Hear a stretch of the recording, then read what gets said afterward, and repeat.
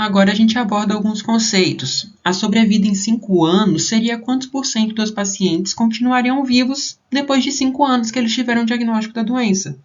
Por exemplo, eu tinha 100 pacientes doentes sendo estudados, passaram-se 5 anos, 80 deles continuam vivos. Logo, a sobrevida em 5 anos é de 80%. A fatalidade é quantos por cento dos pacientes morrem por causa da doença dentre aqueles que estão doentes. Por exemplo, eu tenho 100 pacientes doentes e 15 deles morrem pela doença. Portanto, a fatalidade pela doença ou letalidade é um sinônimo, vai ser de 15%.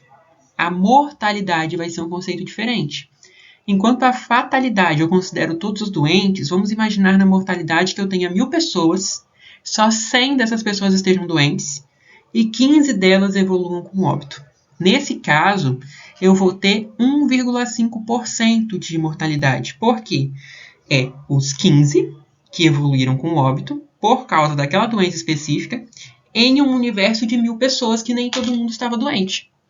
Então, nesse caso, eu tenho 1,5% de mortalidade. Resposta é se o paciente teve alguma diferença da doença depois que ele tomou o remédio, depois que a gente fez determinada intervenção. Remissão é quando não consegue-se mais detectar a doença clinicamente, então, em teoria, o paciente está curado.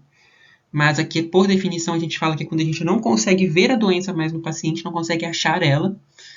E a recorrência é quando o paciente que já passou pela remissão, ou seja, que não tinha mais a doença, volta a ter a doença. Qual que é o problema do que a gente está discutindo aqui? Se a gente avalia, por exemplo, a sobrevida em 5 anos, e a gente simplifica o nosso desfecho a isso, como que é a sobrevida no primeiro ano, no segundo ano, no terceiro ano da doença? Isso muda muito. Por exemplo, se eu tenho uma doença que os pacientes morrem muito, de forma aguda, em 5 anos, talvez a minha sobrevida não mude tanto, mas a sobrevida em 1 ano, ela pode ser muito grande, comparada ao quinto. Por exemplo, eu posso ter determinada doença, sei lá, sobrevida de infarto agudo do miocárdio.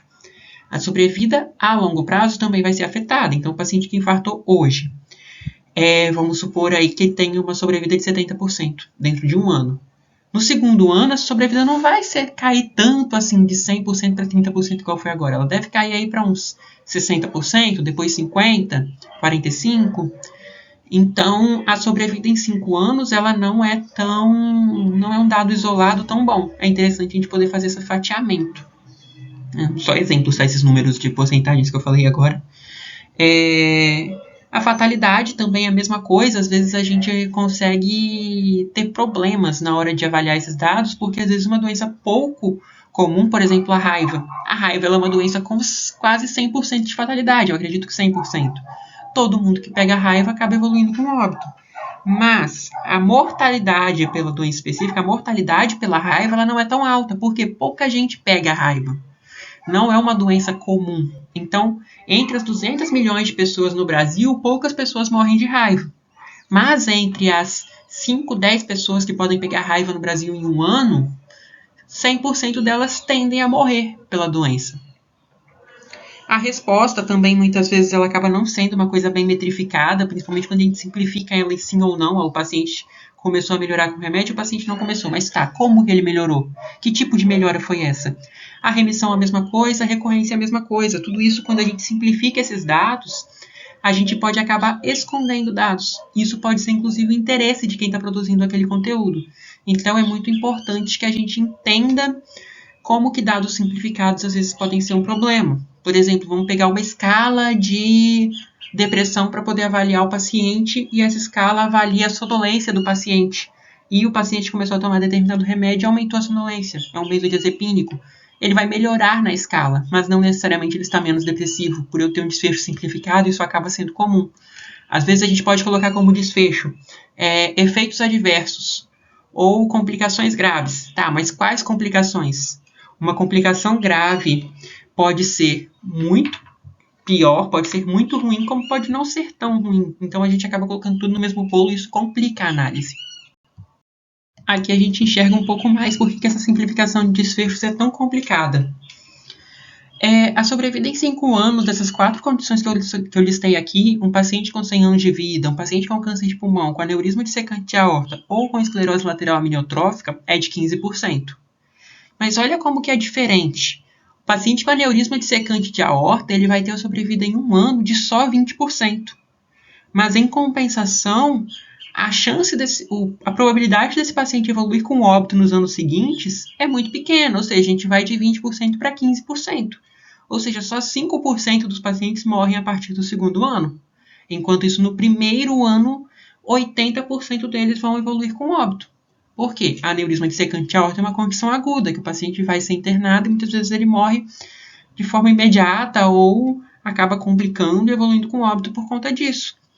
Ao mesmo tempo, a gente tem outras doenças mais arrastadas, igual o câncer de pulmão, que vai diminuindo lentamente, um paciente com 100 anos de vida. Então, esse dado, se eu limitar só essa informação do que acontece no 5º ano, eu acabo tendo um dado muito pobre, muito pouca informação.